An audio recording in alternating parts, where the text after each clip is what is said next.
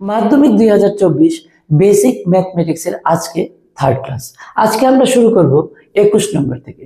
কোশ্চেনটা কি? 21 সেন্টিমিটার ব্যাসার্ধ বিশিষ্ট বৃত্তের একটি বৃত্তচাপ। এ হলো একটা বৃত্ত, এটা হলো 21 সেন্টিমিটার ব্যাসার্ধ বৃত্তের একটা বৃত্তচাপ কেন্দ্রে 60 ডিগ্রি কোণ উৎপন্ন করে। এ হলো বৃত্তচাপটা কেন্দ্রে কত ডিগ্রি কোণ উৎপন্ন করে? 60 ডিগ্রি কোণ উৎপন্ন করে। বৃত্তচাপটির দৈর্ঘ্য কত? অর্থাৎ এখান থেকে এতটুকু, এই দৈর্ঘ্যটা আমাদের বার করতে লাগবে। আরেকবার কোশ্চেনটা পড়ি। একটা সার্কেল আছে, একটা বৃত্ত আছে, এটার ব্যাসার্ধ কত? 21 সেন্টিমিটার। 21 সেন্টিমিটার বলছি এটার এটা ব্যাসার্ধ 21 সেন্টিমিটার ব্যাসার্ধ বিশিষ্ট বৃত্তের একটি বৃত্তচাপ। এই যে বৃত্তচাপটা, একটা বৃত্তচাপ নিলে এটা কেন্দ্রে যদি কোণ উৎপন্ন করতে হয়, এই বৃত্তচাপের এন্ডিং পয়েন্টগুলি কেন্দ্রের সাথে যুক্ত করতে লাগবে, আর নাহলে কি করে কোণটা উৎপন্ন হবে? বুঝতে পেরেছো তো? এই বৃত্তচাপের এন্ডিং পয়েন্টটা কি করতে লাগবে? কেন্দ্রের সাথে যুক্ত করতে লাগবে, তখনই তো 60 ডিগ্রি কোণ উৎপন্ন হলো। তুমি কেন বললাম যে একটা বৃত্তের ব্যাসার্ধ 21, আমরা তো এইভাবেও আঁকতে পারতাম 21 সেন্টিমিটার। কেন এটাকে আমরা এরকম শেপ দিলাম? এটা ছাড়াও এরকম ভাবে কেন আঁকলাম? কারণ ওই যে বৃত্তচাপটা, এই বৃত্তচাপটার কথা বলা আছে, এই বৃত্তচাপটা কেন্দ্রে 60 ডিগ্রি কোণ উৎপন্ন করে। তাহলে কি করতে লাগবে আমাদের? একটা বৃত্তচাপ যদি আমরা নিই, মনে করি এতটুকু একটা বৃত্তচাপ নিলাম, তাহলে এই পয়েন্টটা আর এই পয়েন্টটা কেন্দ্রের সাথে যুক্ত করতে লাগবে, তাহলে তো কেন্দ্রে 60 ডিগ্রি কোণ উৎপন্ন করলো। ঠিক আছে? তাহলে এই ক্ষেত্রে এটা এই ফিগারটা দেখো, এখন 21 সেন্টিমিটার ব্যাসার্ধ, এটা কি 21, এটাও 21, আর কেন্দ্রে কত আছে? 60 ডিগ্রি। এখন আমাদের কোশ্চেনটা হলো এই বৃত্তচাপটার দৈর্ঘ্য কত?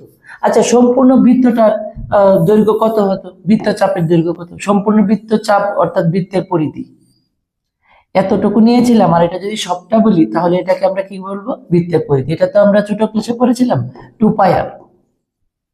কিন্তু এখন সম্পূর্ণটা বলেনি, একটা পার্ট বলেছে, এতটুকু বলেছে। তাহলে আমরা কি করব? 2πr ফর্মুলাটা ঠিকই থাকবে, 2πr। এটার আগে একটা ফ্র্যাকশন থাকবে θ/360 ডিগ্রি, এটা দিয়ে আমরা মাল্টিপ্লাই করব, তাহলে এতটুকু বেড়ে যায়। থিটা কি? থিটা হচ্ছে কেন্দ্রস্থ কোণ। কেন্দ্রে কত আছে? এখানে 60 ডিগ্রি। তাহলে এখানে আমরা কি করব? 60 ডিগ্রি ডিভাইড বাই 360 ডিগ্রি। যদি আমরা 0 0 কাটি, তাহলে এখানে 6 দিয়ে কাটলে 1/6 ইন্টু 2πr,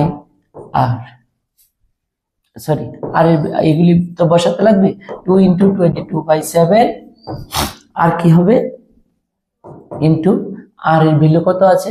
আর এর ভ্যালু আছে 21। আমরা যদি এটা কাটি তাহলে কত হবে? 3, আর এখানে এটা তো 6 হয়ে গেল, এটা দিয়ে কাটলে কত হবে? 3, এই 3 ক্যান্সেল করে দাও, তাহলে আলটিমেটলি আনসার কত আসলো? 22 সেন্টিমিটার। ঠিক আছে? তো এখানে কোশ্চেনটা করতে বৃত্তচাপটির দৈর্ঘ্য কত? তোমরা এখানে লিখবে বৃত্তচাপটির দৈর্ঘ্য, বৃত্তচাপটির দৈর্ঘ্য এখানে লিখে তারপরে এত এখানে একক লেখো, লাস্টে তো আমরা সেন্টিমিটার লিখলাম। ঠিক আছে? সিম্পল। 2πr লিখবে, 2πr এর সাথে আমরা কি ইন্টু করব? θ/360। 2πr মানে কি? বৃত্তের পরিধি। যখন পরিধির একটা অংশ, অর্থাৎ এটাকে আমরা কি বলবো? বৃত্ত চাপ, তখন আমরা কি করবো? θ/360 ইন্টু 2πr। ঠিক আছে? তাহলে 21 হয়ে গেল। এখন আমরা 22 করবো।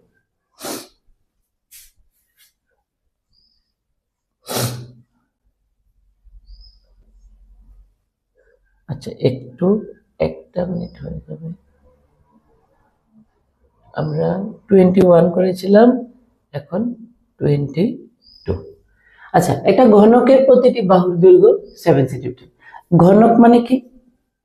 যেই জ্যামিতিক চিত্রের দৈর্ঘ্য, প্রস্থ এবং উচ্চতা সমান। মনে করো সাপোজ একটা লুডুর ছক্কা নিতে পারো, যার দৈর্ঘ্য প্রস্থ সাধারণত দৈর্ঘ্য প্রস্থ উচ্চতা সমানই থাকে, তাহলে এই শেপটাকে আমরা কি বলবো? একটা ঘনক বলবো। তাহলে ঘনকের যদি আয়তন বার করতে হয়, জাস্ট আমাদের ফর্মুলাটা লাগে। ঘনকের আয়তনের ফর্মুলা কি আছে? ঘনকের আয়তন, ঘনকের আয়তনের ফর্মুলা হচ্ছে বাহুর দৈর্ঘ্যের কিউব ঘন একক। ঠিক আছে, বাহুর দৈর্ঘ্যটা কত? ঘনকের বাহুর দৈর্ঘ্য কত? 7 সেন্টিমিটার। 7 কিউব, তাহলে এটা কি হবে? Centimetre cube. ঠিক আছে, বাহুর দৈর্ঘ্যটা লিখবে, তারপরে যে এককটা থাকবে এটা কিউব দেবে। 7 কিউব মানে 7 তিনবার মাল্টিপ্লাই করবে, তাহলে 340 হবে মোস্ট প্রবাবলি। 7 to 7 হচ্ছে 49, মানে 7 যদি আমরা তিনবার মাল্টিপ্লাই করি, 7 to 7 49, 49 কে আবার 7 দিয়ে মাল্টিপ্লাই, 3 4 343, ঠিক আছে, 343 সেন্টিমিটার কিউব, এটা 3, ঠিক আছে, লেগে গেছে, বাস হয়ে গেল। Very simple. যে ঘনকের আয়তন কি করে বার করবো? ঘনকের আয়তন বার করবো বাহু কিউব, যদি বাহুর মান দেওয়া থাকে, এখানে বাহুর মান দেওয়া আছে, বাহুর দৈর্ঘ্য দেওয়া আছে কত? 7 সেন্টিমিটার, তাহলে বাহু কিউব, দ্যাট মিন্স 7 কিউব করে দেব, আমরা আনসার পেয়ে যাবো। নেক্সট কোশ্চেন, এটার মধ্যমা বার করতে বলেছে। 7, 14, 18, 15, 8, 22, 9, 11। দেখো মধ্যমা যদি বার করতে হয়, কথাটা খুব ভালো করে শোনো। সংখ্যাগুলিকে ছোট থেকে বড় আগে সাজাবে, ছোট থেকে বড় সাজাবে। তাহলে আগে আমরা সংখ্যাগুলিকে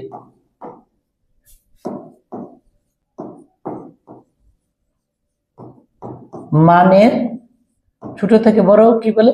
ঊর্ধ্বক্রম গুলিকে মানের ঊর্ধ্বক্রমে সাজিয়ে পাই, ঊর্ধ্বক্রমে সাজিয়ে পাই। আচ্ছা, ঊর্ধ্বক্রমে সাজালে সবচেয়ে ছোট সংখ্যাটা কত আছে? সবচেয়ে ছোট সংখ্যাটা আছে 8, ঠিক না? 8 এর পরে আমরা দেখতে পাচ্ছি, এগুলি নিচে দাগ দিয়ে দেবে, তাহলে রিপিট হবে না, ভুল হবে। 8 এর পরে 9, 9 এর পরে আছে 11,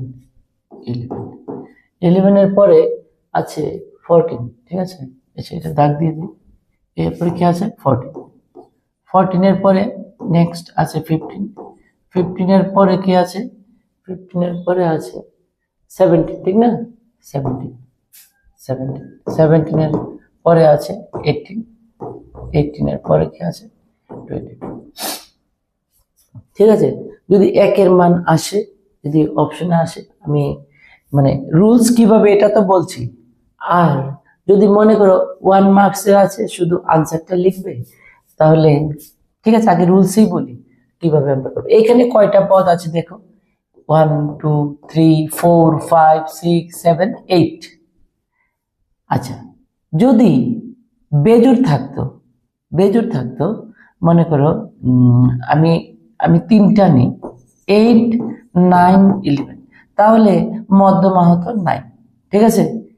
এদিকে এদিকে একটা, এই দুইটা বাদ দিয়ে মাঝখানে যেটা থাকে এটাই মধ্যমা, যদি পদ সংখ্যা বেজোড় থাকে, ঠিক আছে।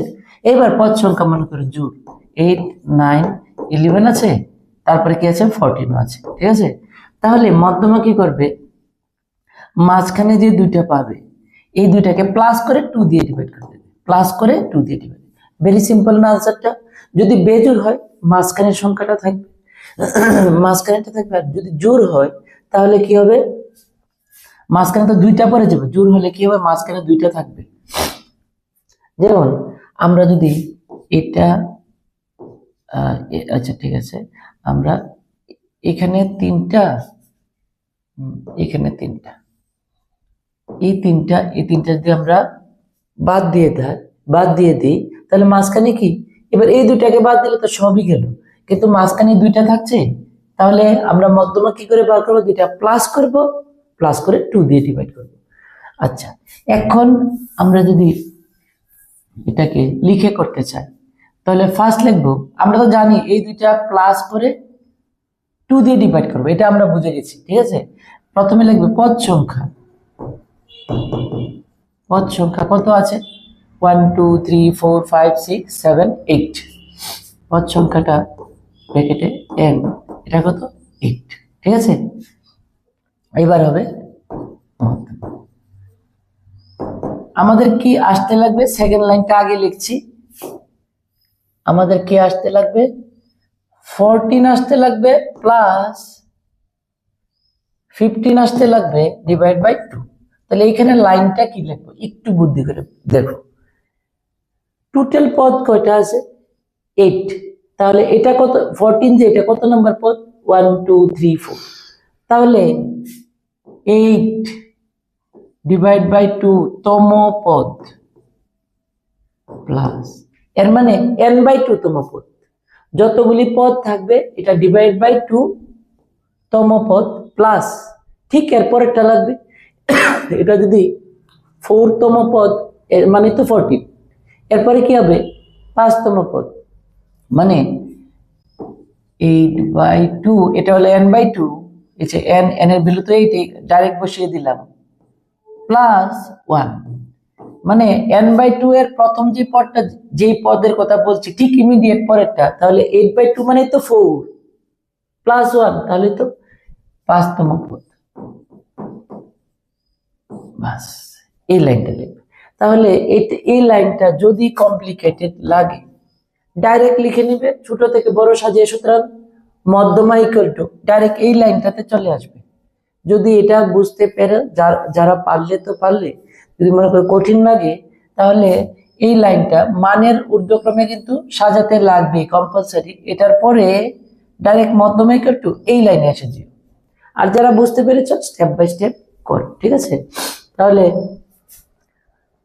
এটা মানে আমরা বুঝতে পারলাম। এখানে আরেকটা লাইন আছে লিখিনি, এটা হচ্ছে 4 তম পদ প্লাস 5 তম পদ ডিভাইড বাই 2 লিখিনি। এখানে 4 তম পদ প্লাস, এখানে 4 বাই 2 প্লাস 1 মানে কি হবে?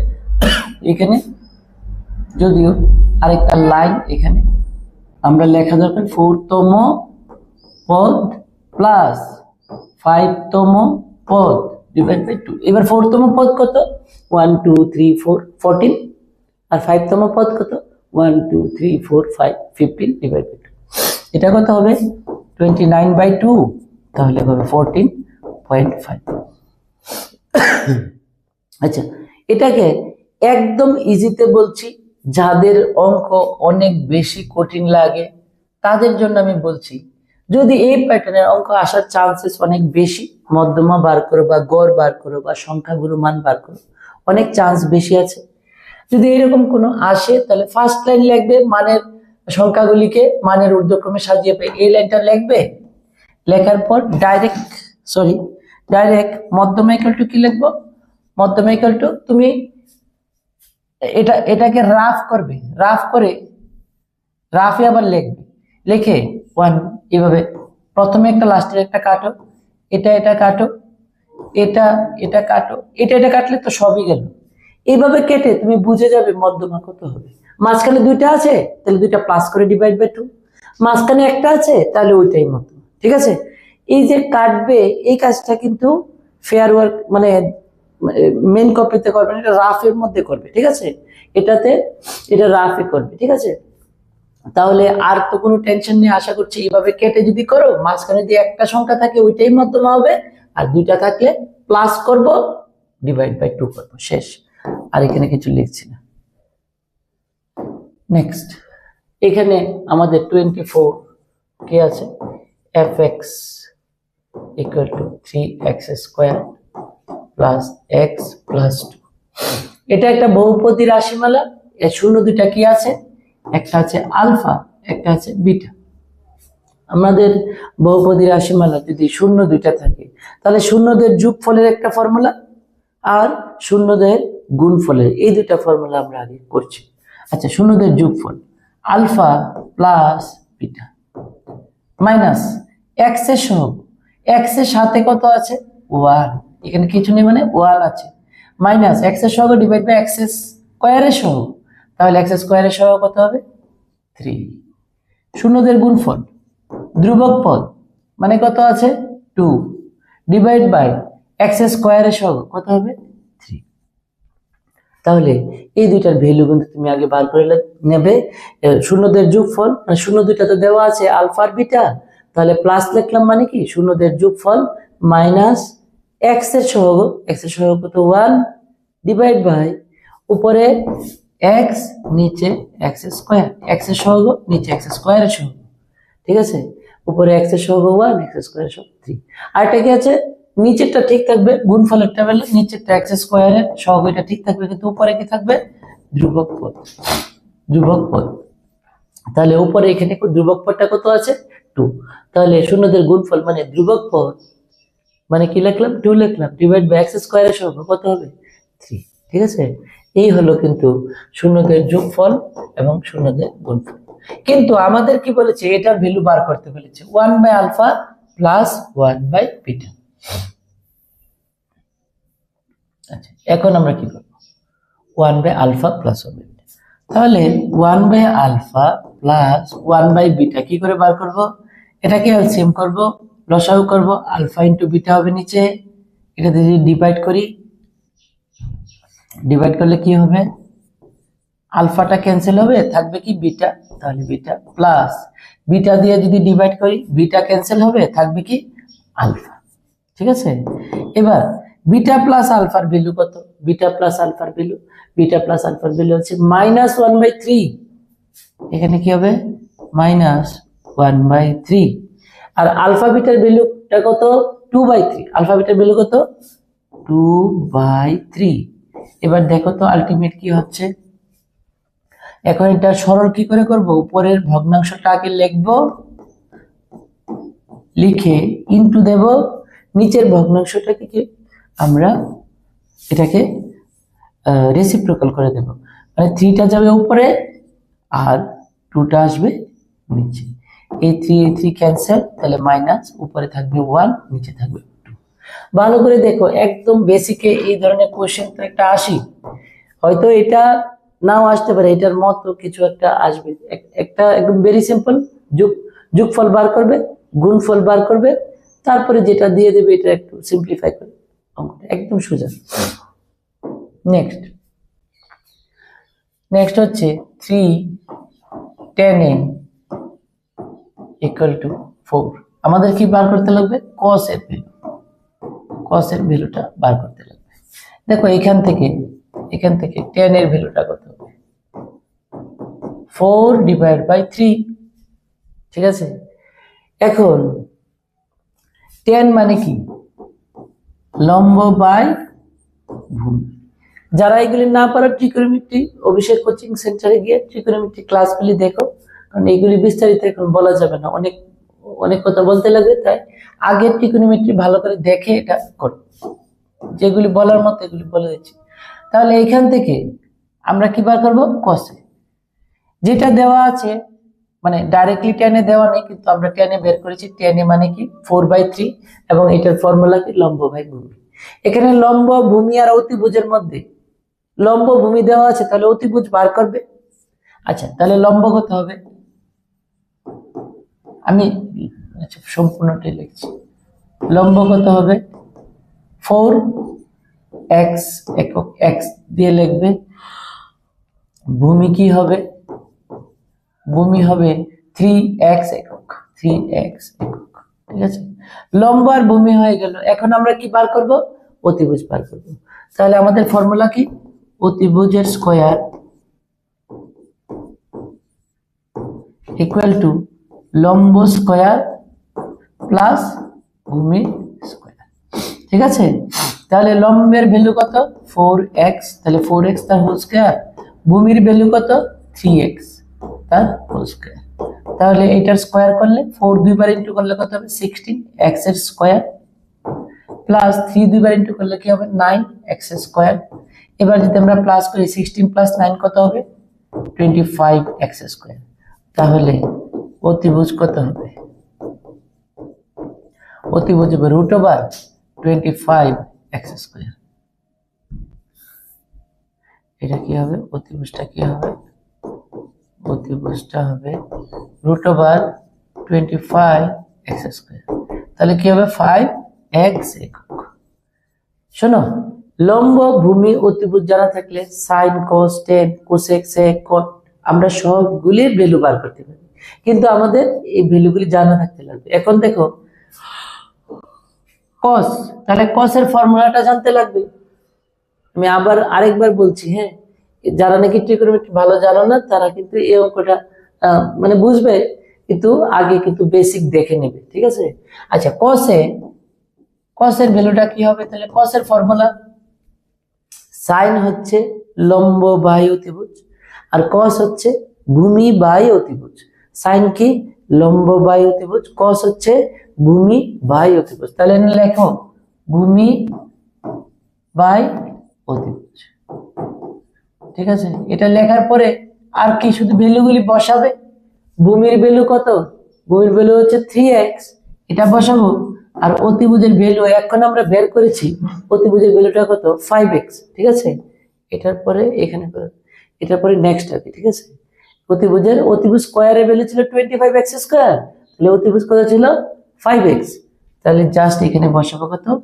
5x, ঠিক আছে? এটা ক্যান্সেল করো, 3/5, বাস হয়ে গেল। এতটুকুই আমাদের প্রবলেমটা, ঠিক আছে? এর টাইম কত? আচ্ছা, এখন আমাদের নেক্সট অঙ্ক এটা। কেউ যদি cot 30 ভ্যালু, cos 60 ভ্যালু, এই ভ্যালুগুলি না জানো, একদিন আমি বলছি তোমরা অবশ্যই কিন্তু ওই ভিডিওগুলি দেখো, দেখে তারপরে এখানে এই ভিডিওটা দেখো।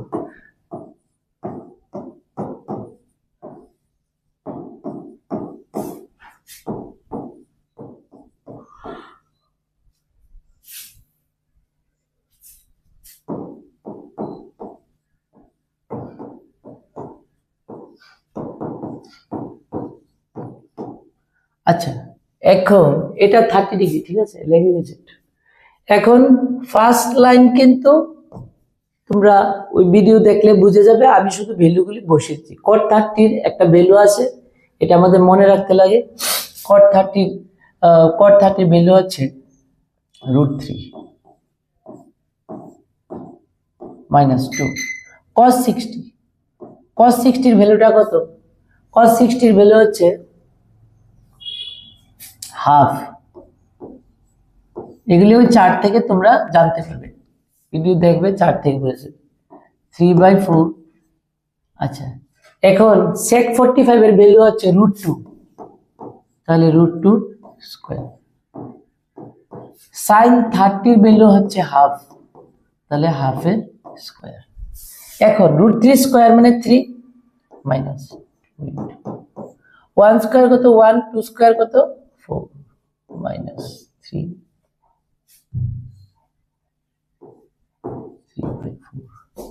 √2 স্কয়ার কত? 2 মাইনাস 4 1 স্কয়ার হচ্ছে 1, 2 স্কয়ার কত? 4, নিচে কত হবে? 2। এই 2 দিয়ে 4 কে কাটলে কত? 2। তাহলে 3 মাইনাস 1/2 মাইনাস 3/2 মাইনাস এটা কত হবে? 1। আচ্ছা, এবার নিচে কত হবে রে? 2। লসাগু কত হবে? 2। আচ্ছা, 2 দিয়ে 3 কে ডিভাইড করো 6, আর ইনটু করো 2 দিয়ে 3 কে ইনটু করো 6। 2 দিয়ে 2 কে ডিভাইড করলে কত? 1, 1 দিয়ে 1 ইনটু করলে 1। 2 দিয়ে 2 কে ডিভাইড করো 1, 1 দিয়ে 3 কে ইনটু করো 3, আর এখানে 2 দিয়ে 1 কে ইনটু করো 2। এখন লাস্ট লাইন আমাদের কি হবে? যতগুলি মাইনাস আছে এগুলি অ্যাড করে নাও।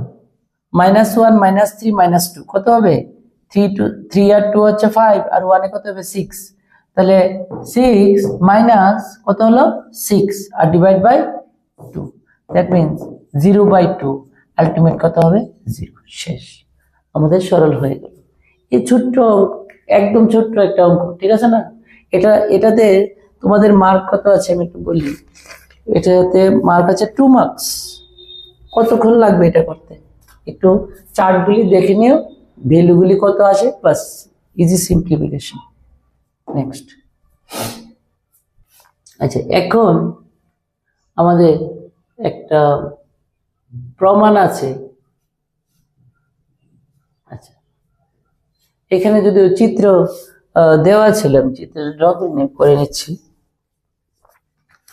টাইম কতটুকু? একটু তাড়াতাড়ি করে নিচ্ছি অঙ্কটা।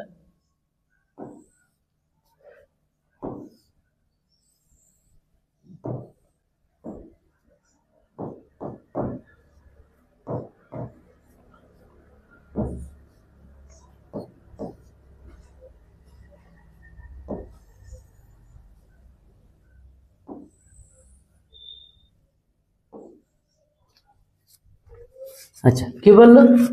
চিত্রে এবিসিডি কি, এবিসিডি কি একটা ট্রাপিজিয়াম। ট্রাপিজিয়াম কাকে বলে? দুইটা সমান্তরাল লাইন থাকবে আর বাকি দুইটা কি সমান্তরাল থাকবে, মানে এটাকে বাড়ালে তো কোনো জায়গায় কি করবে, ইন্টারসেক্ট করে যাবে, ছেদ করে যাবে। কিন্তু এইগুলি, এই দুইটা লাইনকে যতই বাড়াও কোনোদিন ছেদ করবে না। এর মানে ট্রাপিজিয়ামে কি হবে, দুইটা, যেমন এটার এটা কি সমান্তরাল লাইন আর এটার এটা কি কোনো জায়গায় কি মিট করবে, তাহলে এই দুইটা সমান্তরাল না, এই দুইটা সমান্তরাল। আলটিমেট কথা হচ্ছে একটা চতুর্ভুজ যার বিপরীত বাহু, এক জোড়া বিপরীত বাহু কি হবে, সমান্তরাল হবে, এক জোড়া বিপরীত বাহু সমান্তরাল হবে। এখানে এবি সমান্তরাল ডিসি দেওয়া আছে, ঠিক আছে, এটা আমাদের দেওয়া আছে। আচ্ছা, এখন এসি ও বিডি কর্ণ দুটি, এসি আর বিডি কর্ণ দুটি কোন বিন্দুতে ছেদ করলো? ও বিন্দুতে কিন্তু ছেদ করেছে। এবার আমাদের প্রমাণ করতে লাগবে এও বাই ওসি, মানে এখানের এই দৈর্ঘ্য বাই এই দৈর্ঘ্য ইকুয়াল টু বিও বাই ওডি। এটা কিন্তু আমাদের প্রয়োগ করতে লাগবে।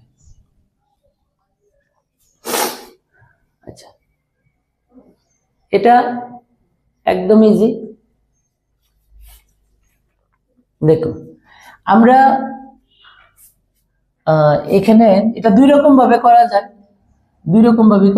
আমি কি করছি, এখানে একটা লাইন ড্র করেছি ও ই। তো অঙ্কনে কি আসবে? অঙ্কনে আসবে ও ই একটি রেখা অঙ্কন করি যা এটা দুটোর সাথেই সমান্তরাল। এ বি ও ডিসি উভয়ের উভয়ের সাথে কি আছে, সমান্তরাল। এটা উভয়ের সাথে সমান্তরাল। এখন আমাদের দুইটা ত্রিভুজের অঙ্কটা করতে লাগবে। আচ্ছা, এও বাই ওসি, তাহলে এখন একটা ট্রায়াঙ্গেল আমরা এটা ড্র করব, একদম সোজা, কঠিনের কিছু নাই এটার মধ্যে। এখানে এটার সাথে এটা দেখা যায় না, জানি এ ডি সি, এই ত্রিভুজটা নেব। এখানে এ, এখানে কি ডি, এখানে কি সি, আর এখানে কি আছে ই, এখানে কি আছে ও। কেন নিলাম? আমরা থেলসের উপপাদ্য ইউজ করব, আমরা ব্যবহার করব। এখানে এই ত্রিভুজের মধ্যে এটা সমান্তরাল, কারণ আমরা তো এরকম ভাবে এঁকেছিলাম, এই লাইনটা কিভাবে এঁকেছিলাম, উপরেরটা এটা দুটোটার সাথে কি সমান্তরাল যাতে হয় এরকম ভাবে তো আমরা এঁকেছিলাম। এই লাইনটা এবির সাথে সমান্তরাল, সিডির সাথে সমান্তরাল, তাহলে এই যে সিডির সাথে এটা সমান্তরাল।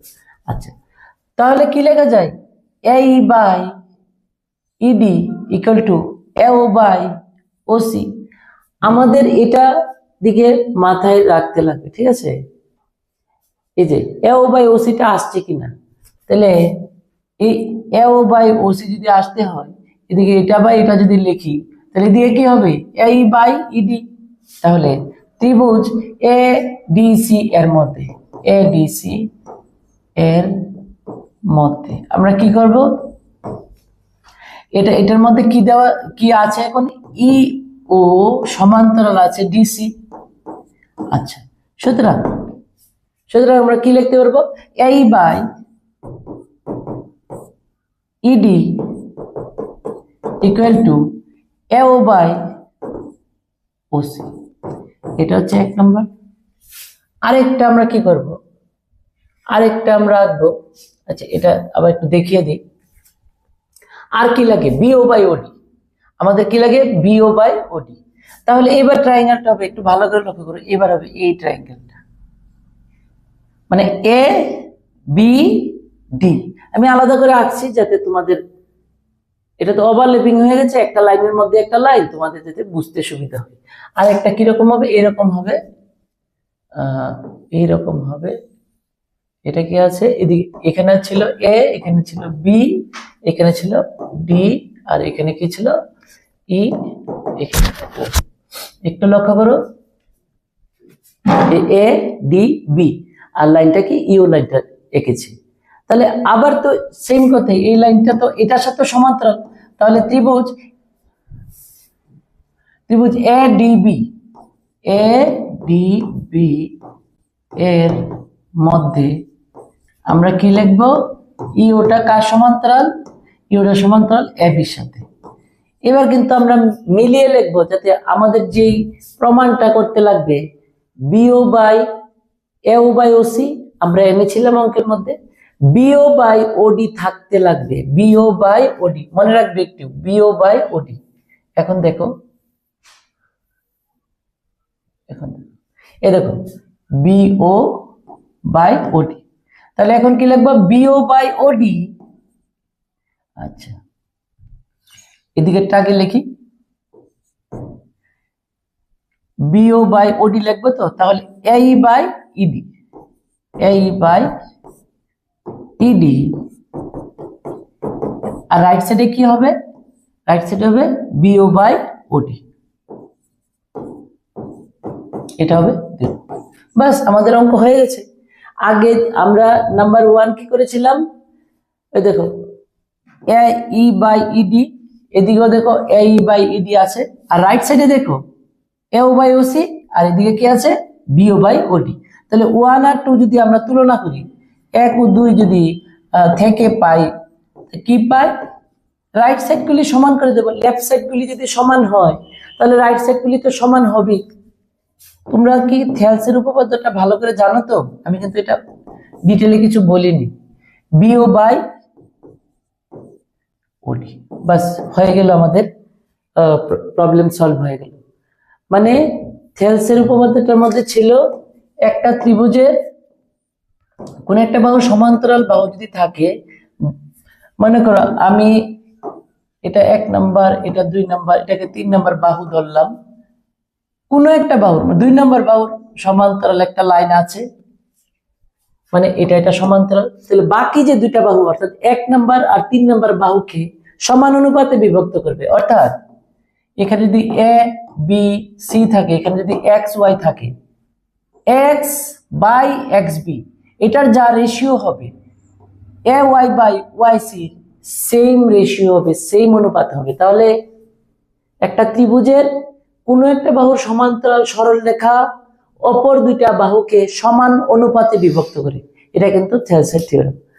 আমি তোমরা জানো এই ভেবে এটা করে নিয়েছি, একটু তাড়াতাড়ি করে নিয়েছি, আমরা ওইটাই কিন্তু অ্যাপ্লাই করেছি। এটা সমান্তরাল, তাহলে আমরা কি করেছি, এই দেখো এই বাহু ডিভাইড বাই এই বাহু, দৈর্ঘ্য এই এতটুকু বাই এতটুকু, ঠিক আছে? এভাবে কিন্তু আমরা কমপ্লিট হয়ে যাই। ঠিক আছে, আজকে আমাদের কত 27 পর্যন্ত হলো। আই হোপ তোমরা বুঝতে পেরেছো। নেক্সট ভিডিওতে কন্টিনিউ তোমরা একটার পর একটা সলিউশন পাবে। Thank you for watching my video.